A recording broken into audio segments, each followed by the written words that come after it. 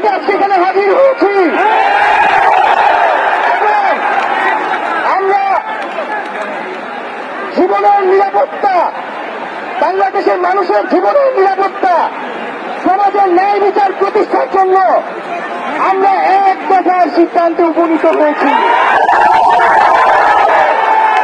এই সরকার কোনোভাবে আর এক মিনিটও ক্ষমতায় থাকার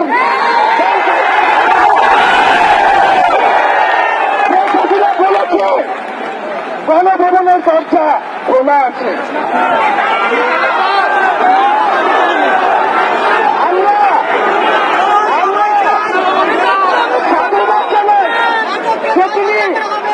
বুঝতে পেরেছি যে গণভবনের দরজা খোলা রাখতে হবে।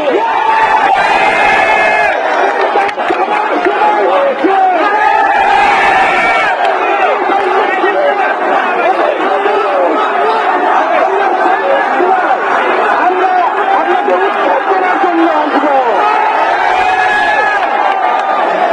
বন্ধুগণ,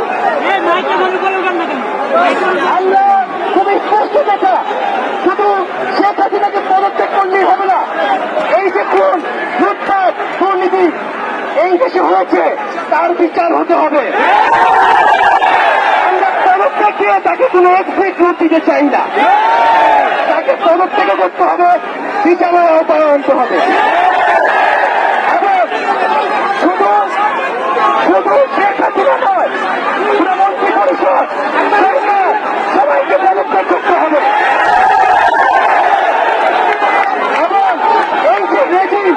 এই যে শাসন ব্যবস্থা, এইটাকে বিরোধ করতে হবে।